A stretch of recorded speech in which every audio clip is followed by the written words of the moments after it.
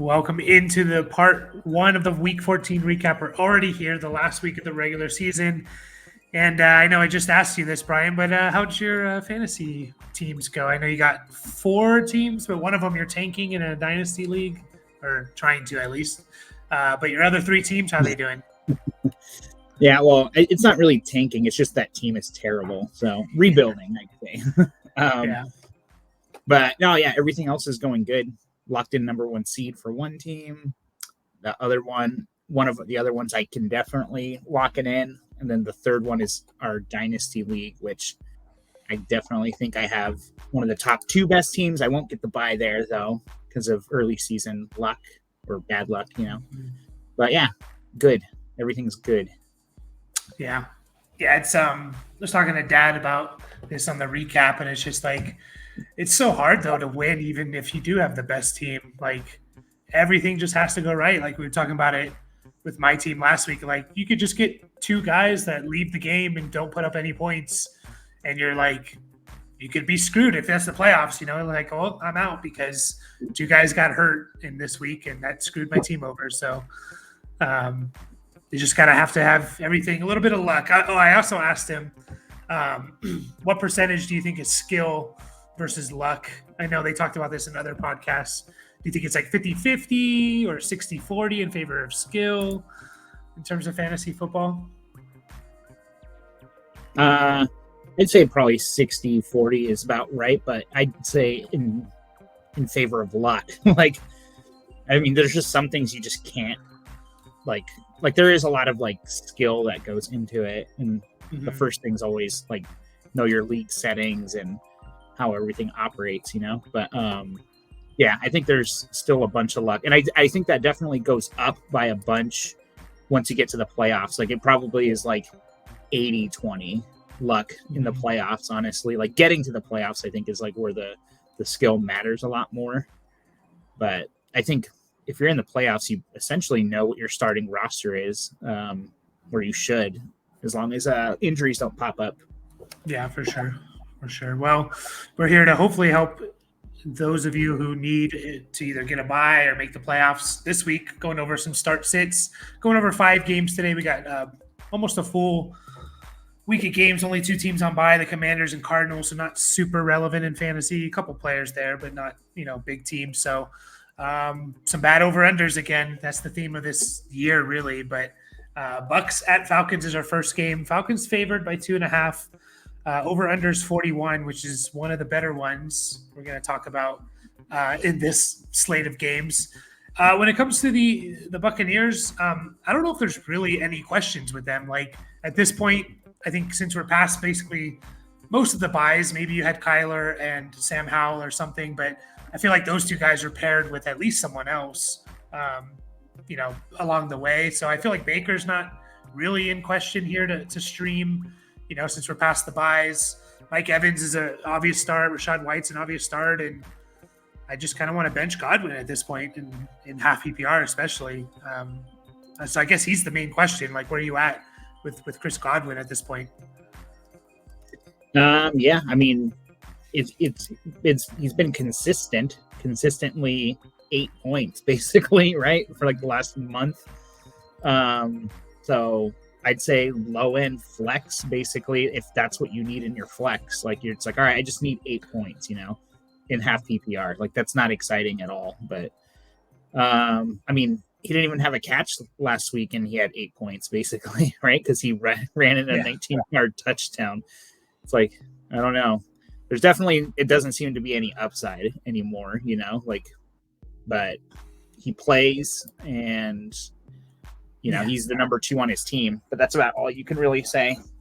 Yeah, I like that. He plays is a good description of him this year. And you look at it at the end of the year, he's going to be, we made those videos to start the year, who's going to be 2023 Deontay Johnson, a guy who plays every game, is not even in the top 36, and probably going to be Godwin. He's going to put up decent numbers, maybe 1,000 yards, 80 catches, but 1 touchdown is the killer, and not a whole lot of, if you're catching 115 passes, you can make up some touchdowns there, but yeah, it's not exciting at all. And I just feel like teams that are making the playoffs probably don't have Godwin on their team, most likely.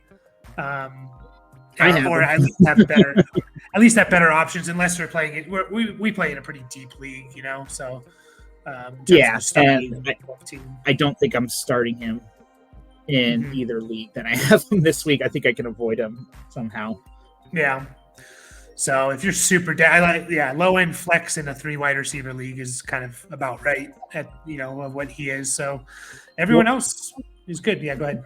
I was gonna say, what about Otten? Because he put up a bad week last week. He didn't have a single catch, but he's out there. He's playing over 90% of snaps, and he was getting basically the Godwin numbers. He was getting he's catching 4 passes. For around 40. Not a lot of upside there, but we have seen a 20-point week. So I think you could do worse. Like if you had like Trey McBride or something on bye this week, it's like, yeah, maybe you start Otten and he'll get you, 7 points unless he gets a touchdown, basically. Yeah. Yeah, he's in that bucket of tight ends where it's like if I get 4 for 40, 4 for 50, I'm fine. And if he gets a touchdown, cool, like that's great, Yeah. So yeah, he's definitely in that bucket, like top 15-ish tight end. I don't mind that, definitely, because he was getting some targets there for a while. It's kind of died off a little bit the last 4 weeks. I think he had 3 straight weeks of 6 or more, including a 9 target week, and then he hasn't had more than 5 in 4 straight weeks, including 0 last week. So that's the only problem with guys like him is like they can literally, not use him and they can win. Like he's just kind of there, and he's not really ever schemed into it at all. Which that's what tight ends are at this range, right? So, like I'd rather play like Gerald Everett than Otten. Like I think he will get just as many catches and potential touchdown. Maybe it's a little bit higher. So, yeah, Bucks are easy now with Rashad White being an absolute beast. I think he's like running back 3 on the year or something crazy. Or since I think he's running back 3 since like week 7 or 6 or something. It's pretty crazy. Running back 6 overall. So, in half PPR. And then the Falcons. I'm always starting Bijan.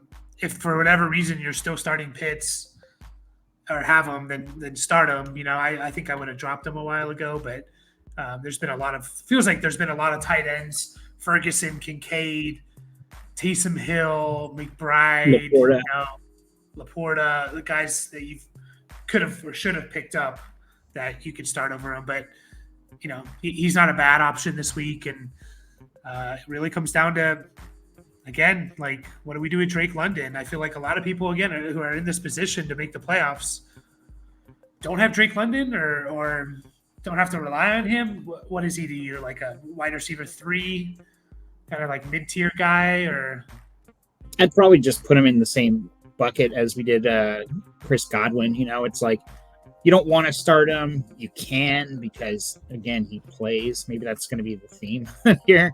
It's like, I don't know. I mean, he is the number 1 on his team.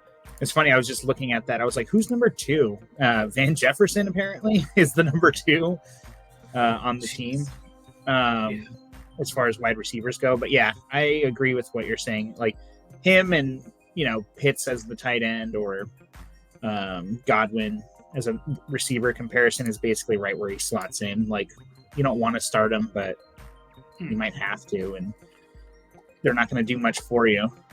Yeah. I think when you're comparing him to Godwin, like Godwin's more likely to get you 8 points and London can give you like 2, but also I think London can be featured and he can kind of be the main guy and get like he did in against Washington, 9 from 125. Like I don't really think it could happen for Godwin, but it's obviously more likely to happen for London. So a little bit more boom bust, I guess, is what I'm trying to say. Like, for London, I agree. Which is probably why, if I'm starting, like, if I had to choose between him and Godwin in my last flex spot, I'd probably just lean London for the boom factor. Yeah, so that's just at this point where he's at, unfortunately. And I don't think there's anyone else unless you want to talk about Nicole Pruitt, a tight end that caught a touchdown last week. Not Drake, not Kyle Pitts, and not Johnny Smith. It was Nicole Pruitt. So yeah, why wouldn't it be? Yeah, sure. Start him over Pitts. No, yeah, no one else. But always start Bijan. I know people. Whether it's dad, it's other people that I interact with, like are afraid of Bijan. I know he didn't have the greatest game, but he's just so good. Like he could have a boom game at any point. So start him at this point. Yeah, safe floor for sure. 10 plus half PPR points basically every single week. With the usage to where what can happen. So yeah, you definitely start him. Yep. So the Colts at the Bengals. Bengals are favored by 2.5, which I was a little surprised about. Over under 44. I think this has probably changed a lot. I heard since Browning's big game on Monday night, like the over under was a lot lower here. Yeah, I was going to say, I thought I remember hearing that too. Is like the line actually changed after the Monday night game, which is kind of just crazy because the Jags are kind of just bad against pass catchers. So it's like, I don't know if we're going to see a repeat of that this week or not. Yeah. I mean, Colts games, though, are always kind of crazy. If you look at their schedule, it's like 39-38, like most weeks. So they've been kind of a fun team. This could be another potential shootout. We'll see if Browning, if it's a fluke or not. But, on the Colts side, I think Minshew's a fine streamer if you do need to stream a quarterback or you've been kind of bouncing around a couple guys. Like, I kind of put him in like that, Baker Mayfield, Goff, Dobbs range. I think is that's where he's ranked in Fantasy Pros. I think that's pretty fair. I'd probably lean Goff. I don't know about Dobbs. So Josh Dobbs or Minshew. Like, who do you lean there? Yeah, I don't know. I think I would rather start Minshew. I was actually going to say, I think I would stream Minshew. I don't know if I'd actually have the balls to do this, but it's like, I kind of want to stream Minshew over Stroud this week just because Stroud's matchup and everything. I know we'll get to that game, so I won't talk too much about it, but, weather concerns, the Jets just shut down quarterbacks and receivers. It's crazy. So, yeah, I definitely don't mind Minshew this week. Yeah. And, he's been pretty good, although, he was having a bad game. The overtime really made his game good, but whatever. It doesn't really matter for us. Like, points are points. So, yeah, he's a fine streamer. It's a good call, though. We'll talk about that when we get to the Jets Texans game. And then Zach Moss is still – I know he had all the touches. Like, you're starting him. No questions. Pittman, you're starting. No questions. And I think I want to avoid Josh Downs at this, like, maybe in 3 wide receiver leagues he's in there, but he's kind of a fringe guy. He's Drake London. Yeah, but a safer floor maybe. But I know you did poorly last week. I don't know if that's true. I think it is. I mean, if you look at, like, he had a couple games in there where he, like, the 1 for 10, 2 for 40, he was hurt in those games. So if you take those two out, like, since, like, all year, he's been at least giving you, like, he hasn't been like Drake London. He can give you 1 point, like, I know last week he got close to that, but that's the only concerning thing is just, I don't know. He's not a focal point of the offense. Like, this is Michael Pittman, Zach Moss's offense. So, like him or Elijah Moore if Amari Cooper's out. Yeah, Moore. Yeah. Although I don't think Amari Cooper's going to be out. I think he practiced today, potentially. But, I think he can be a safe kind of floor guy. So, especially in PPR, maybe not so much in half. Yeah, I know people have been talking about Kylan Granson, the tight end. I don't want to do it. No, there's plenty of other guys. Yeah, Yeah, and he had 3 for 72. I'm wondering, I never even looked up what he did until right now. I was like, okay, I was expecting like 6 for 70 and a touchdown or something, but he had 3 for 72. I'm not. No, thank you. I know the Bengals suck against tight ends. That's the biggest thing. So Yeah, but yeah, you can't. Yeah, 3 for 72. Like that's just one big ass run, basically, or one big ass like catch and run. He got lucky on, like which could happen again, obviously, but you're not counting on that. yeah, 46-yard catch. So that was well over half his yards. And then the Bengals side, Monday night was a good reason why we tend to say start your studs. Like the way we lean, this might not work out all the time, but Jamar Chase had a big game because he gets one catch and takes it to the house, and if you got to start Chase. Don't start Browning unless you're in super flex. Where are you at with Higgins before we get to Mixon? Where are you at with T Higgins? I'm still like nervous, like I don't know. I think if you can afford, like, I'd start him over basically every fringe guy we just talked about in this episode so far. Like, I'm starting him over like those. I think that's easy calls, like Downs and like Drake London and Godwin. Like, I'm starting Higgins over all those guys. But like, if I can, I would like to keep him on the bench for another week just to see if he's like fully back and healthy. He played about 80% of the snaps last week. Didn't do much of it or with it, but I don't know. It's his first game back from injury, so I don't know. Bench him if you can, but I'd say probably a mid to low end number 3 receiver is where I'd kind of slot him in. Yeah. Yeah, and 78% of the snaps is a lot, but he's usually a high 80s, 90s guy, like literally out there almost all the time. Yeah.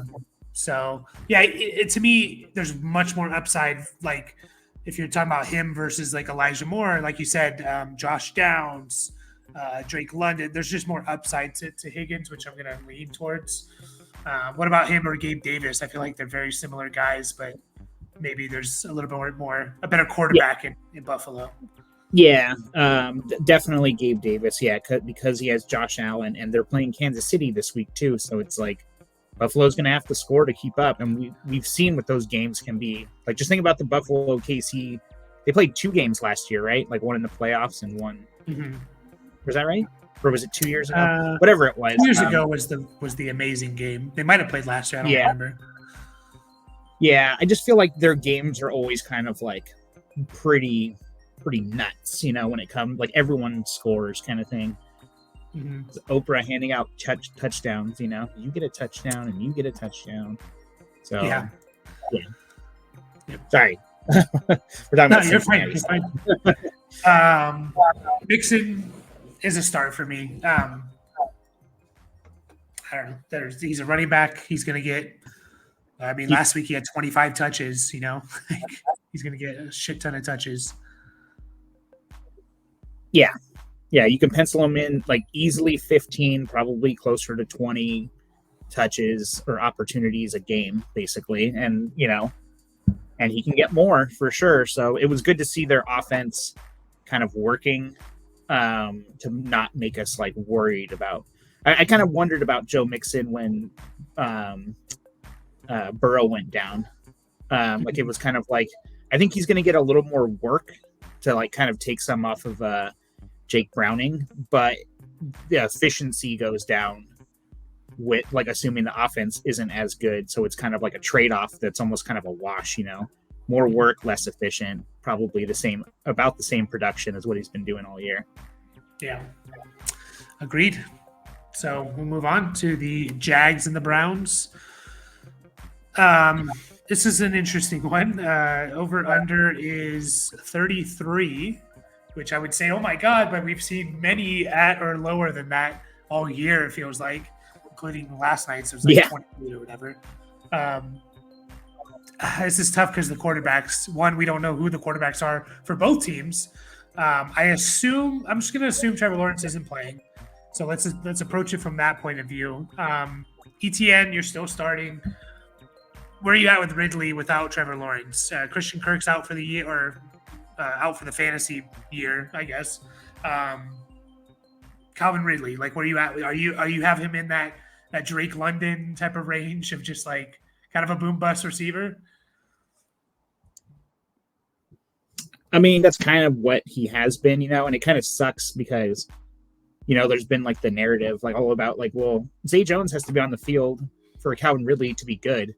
And it was like the stats totally like showed that was true, kind of a thing. But now it's like, well, now like, yeah, like now that Christian Kirk's going to lose, like, how does that affect that dynamic, kind of a thing? It's like, I don't know, because Calvin Ridley wasn't that good last week. He's still drawing targets, of course, and that was with Lawrence for most of the game. And Zay Jones was on the field, so last week kind of broke that a little bit. I think you're still starting Calvin Ridley though. Hopefully, I hope Lawrence doesn't play for the Jags' sake. Like, dude, just sit him for a week. Don't let him go out there and struggle. Try and win this game without him if possible. Get him back for Baltimore in week 15 because you're really going to need him there. Yeah, definitely. And if he plays, I'm not starting him because I don't think he's going to run at all. And that he's been actually producing quite well with his legs, rushing touchdowns and stuff. So avoid Lawrence if he does start. I agree with Ridley. That game. Yeah, go ahead. No. You finish. We're just on a little delay. That's fine. Ridley, I agree. He did it, like you said, he had 8 targets. I feel like one of them, maybe 2, like he was open, and one of them was like the snap was fumbled, and Lawrence was just rushed. If that didn't happen, he probably scores like a 50-yard touchdown, to be honest. So I'm still throwing him in there over guys like Drake London, Josh Downs, obviously, with or without Lawrence. So, and then Ingram I'm starting. But what were you going to say about Lawrence? I was just going to say, remember he had that game earlier this year. I think it might have been the Houston game, because I'm trying to like remember what the stats were, but I remember like he went down with a knee injury in the game, like didn't play the rest of the game. I don't think it was towards the end. Yeah, because he only played 93% of the snaps that week, so he didn't miss much. And then it was like, dude, is he gonna, like, how long is he gonna be out for? And he had a Thursday game against Atlanta, and it was like, well, there's no way he's playing. And then he did play, and he had 8 rushes for 42 yards, like right after a knee injury. So I definitely wouldn't expect. What's that? So he's a liar. I'm just kidding. Yeah. No, it's just kind of funny, like, because I remember that game because I had, I have him in Dynasty, so it was like, dude, what's going to happen? And it's like, he looks fine, but this is not necessarily. It's definitely not the same injury. It's a high ankle sprain, but which is. If anyone's going to play with that, it's going to be a quarterback. Like, you can't do that really as a receiver. And I would expect the mobility to go down. But yeah, I just wanted to bring up that game. Yeah.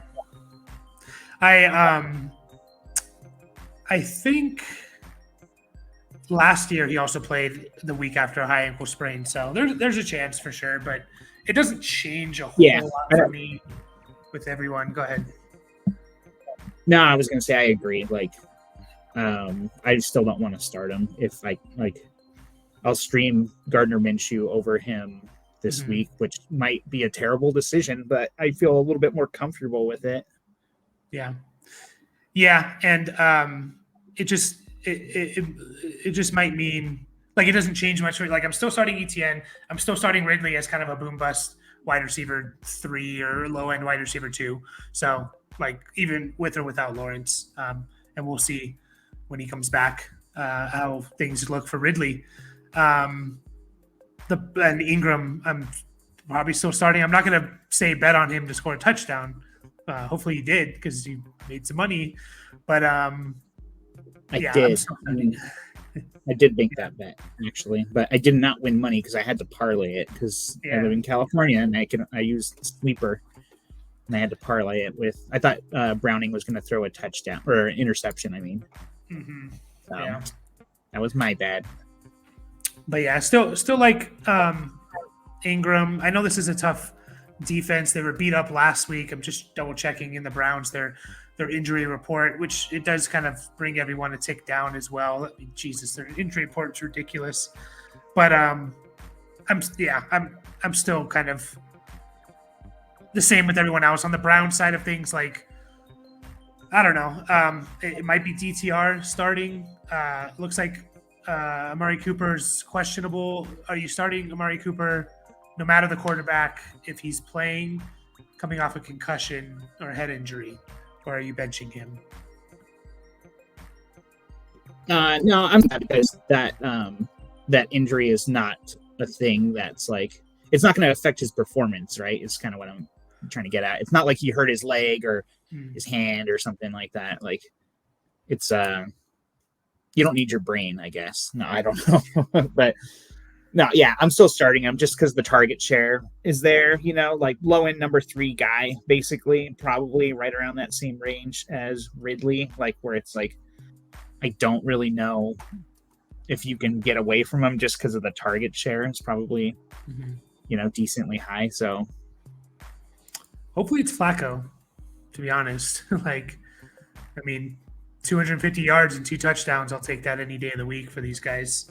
So yeah, he only played 32% of snaps last week too, because he got hurt, and he had 5 targets. So by my math, that means he's going to have 15 targets if he plays the entire game. yeah.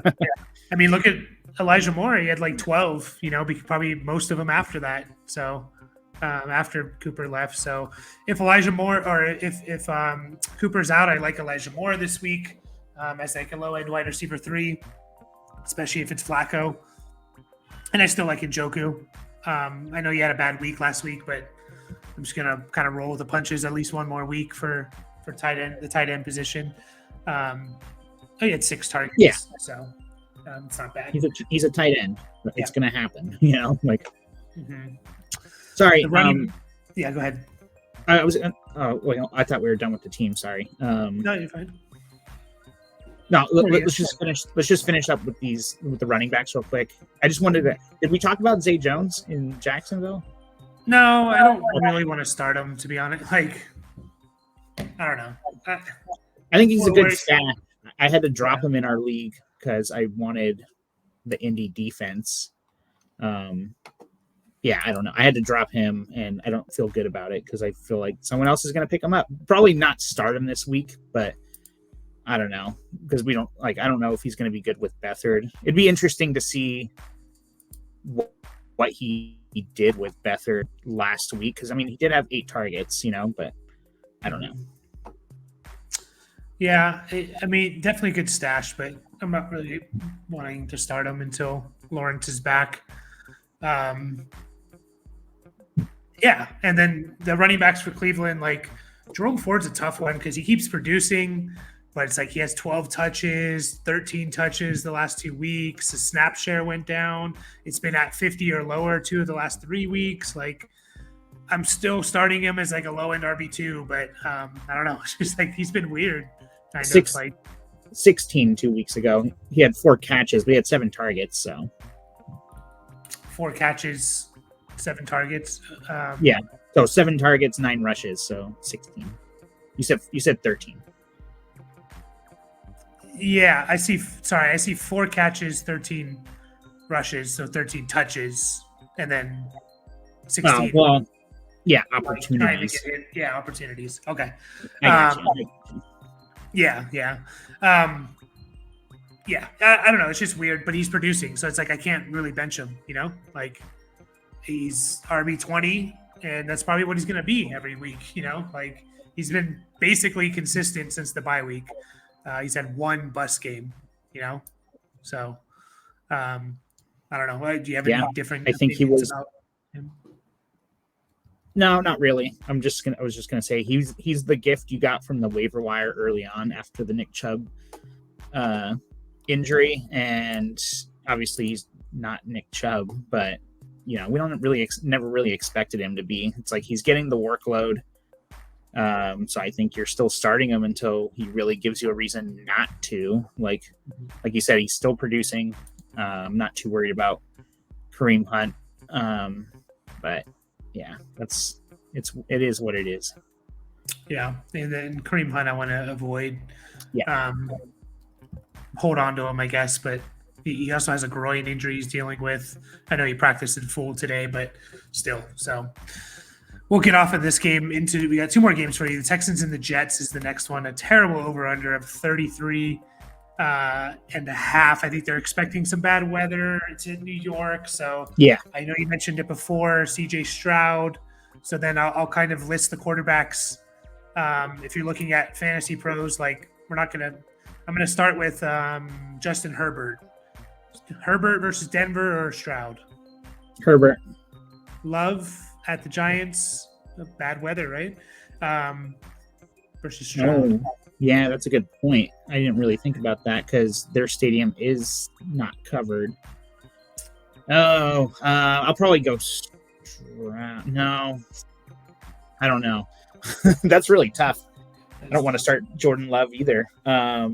He's in that same category for me then, I guess. Like, I'll start Love, though, because the matchup's better. This is the rare both New York teams are playing at home. This almost never happens, obviously, because they share a stadium.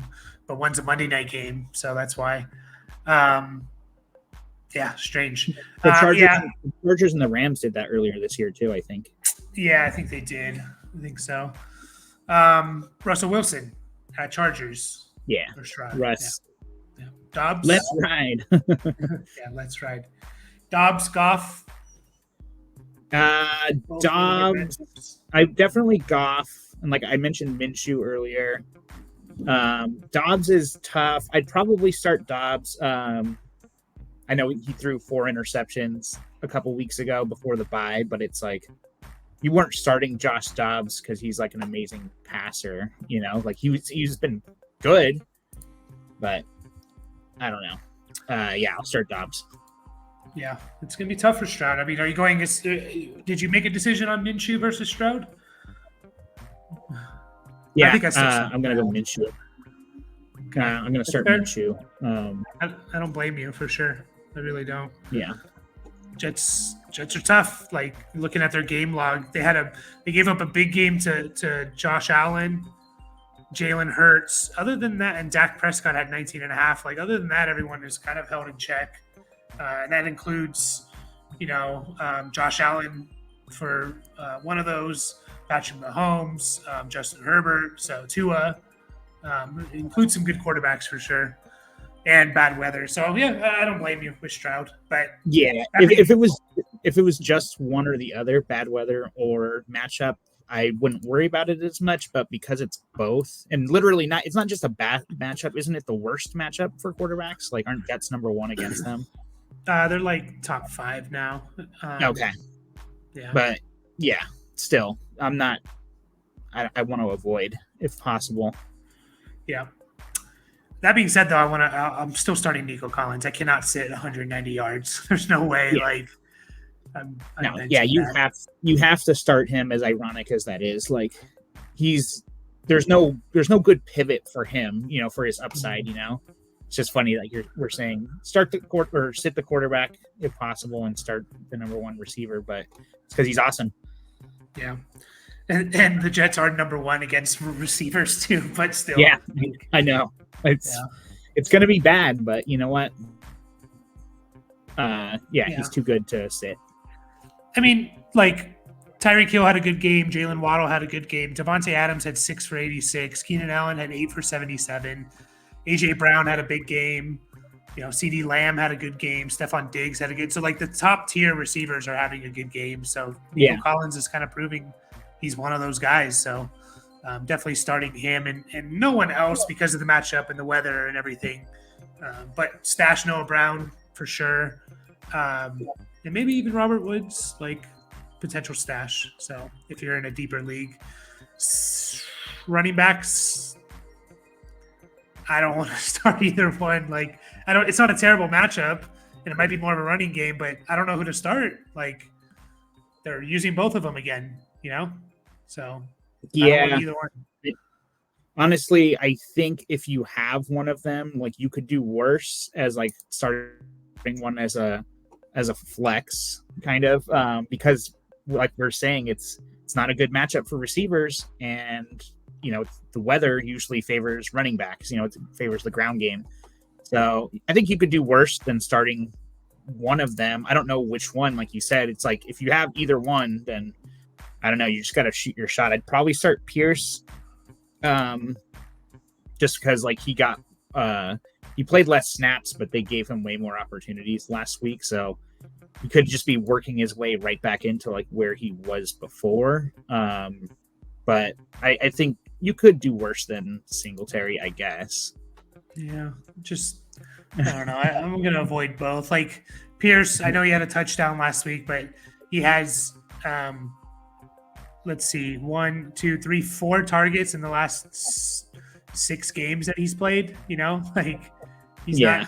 They don't target him in the passing game. Like, yeah, maybe he'll get 12, 15 carries, but he's kind of like the A.J. Dillon type of running back to me at this point, where it's just like, is he going to bust off a big one? Probably not. So, I don't know. I just want to avoid both, especially if this is going to be an over-under game of 33.5. So, yeah. So when you say A.J. Dillon, you mean good, right?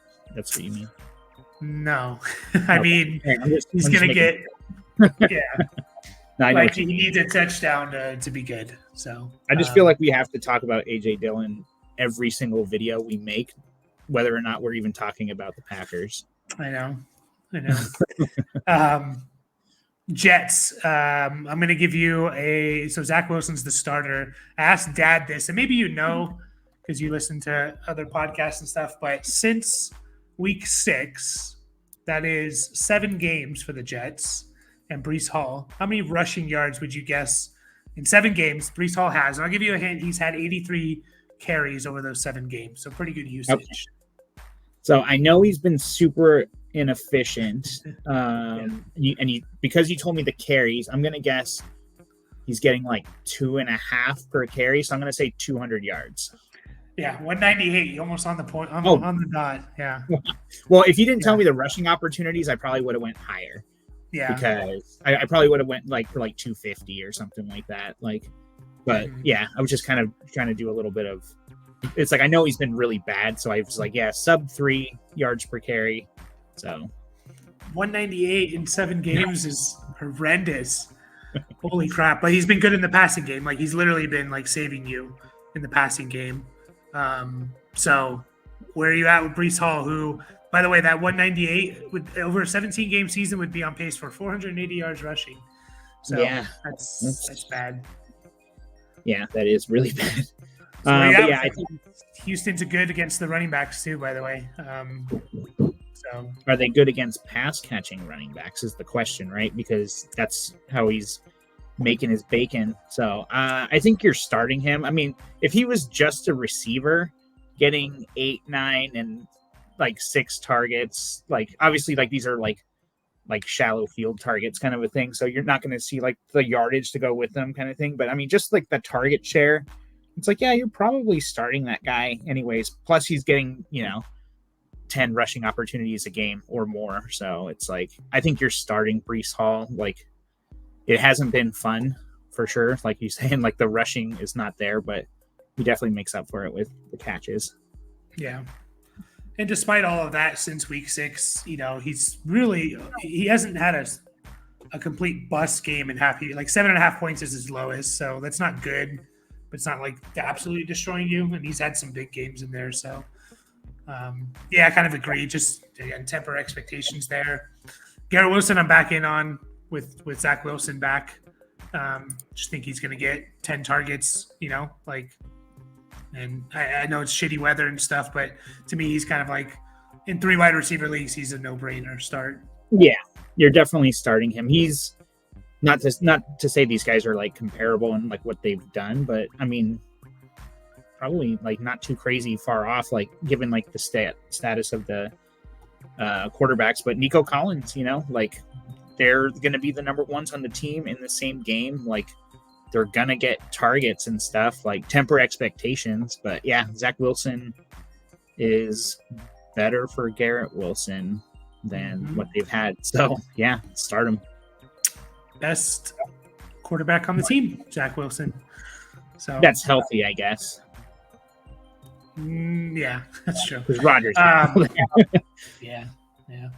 All right, last game. Ravens. Ravens favored by 7.5. Over unders 40. This might be bad weather. It's in Baltimore, so keep an eye on that. Rams side of things, like I think Puka, we're definitely avoiding Stafford because the Ravens are the best team against quarterbacks. Puka, I'm still starting as like a wide receiver too. Cooper Kupp, man, it's so hard for me to not start him. I don't know how you not. It's just like I want to start my studs, like Cooper Kupp he could have 150 yards and 2 touchdowns. We talked about it's been the same thing the last few weeks, and like it hasn't been great. He saved himself with the touchdown last week, but it's like there's just no way there's 36 other guys, wide receivers that you're starting in front of Cooper Kupp, like he's in your lineup.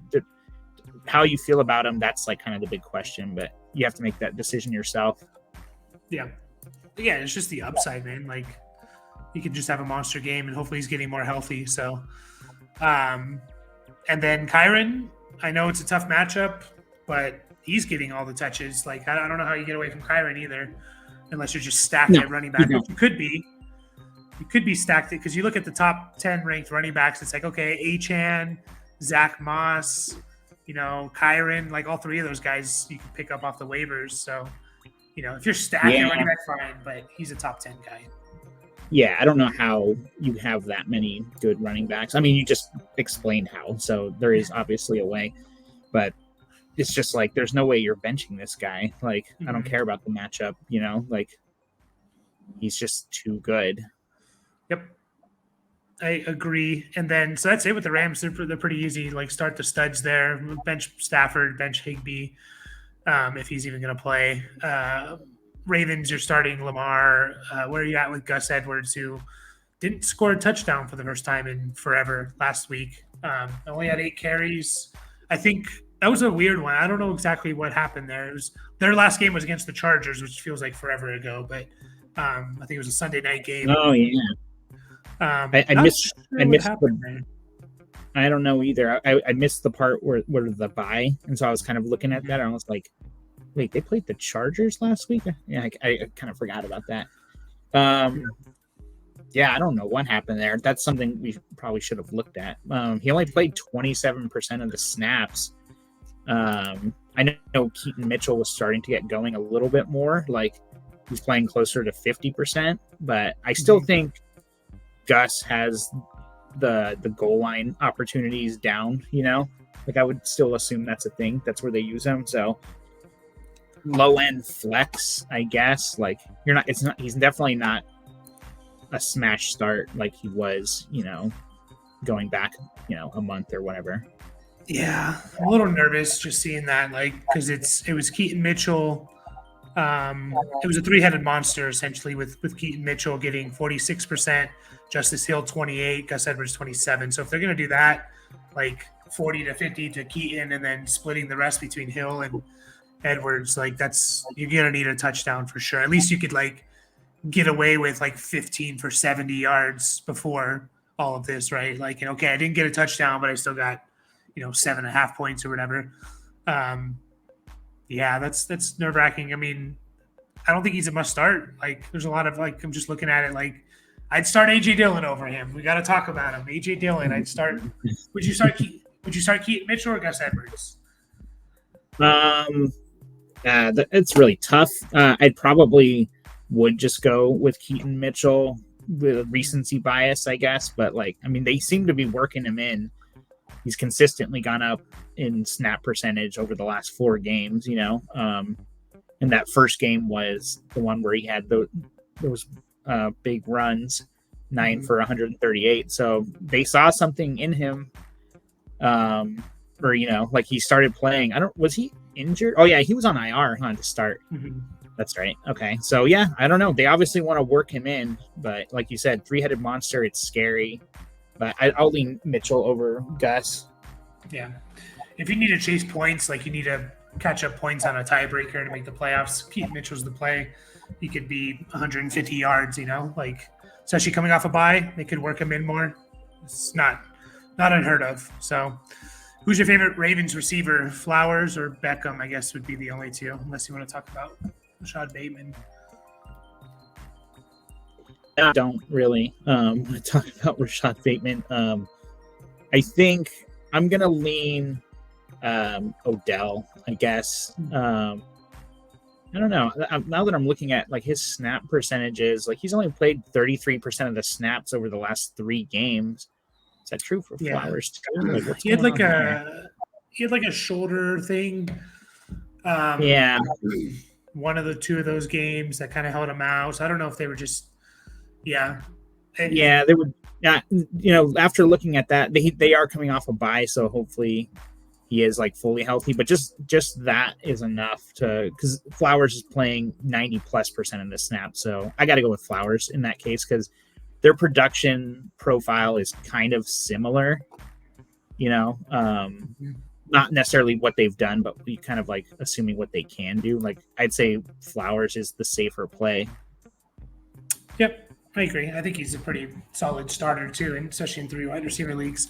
And I would hold Beckham, but I don't know if you can bank on him right now until you see 70% of the snaps. And then likely it's fine if you picked him up to start this week. Like he's a top 10 guy for me this week. Rams are really bad against tight ends. I think one of the worst teams. So yeah, start him if you picked him up. Anything else? No. Right. Well, we're gonna finish up there. Yeah, that was our last game. I kind of didn't realize that.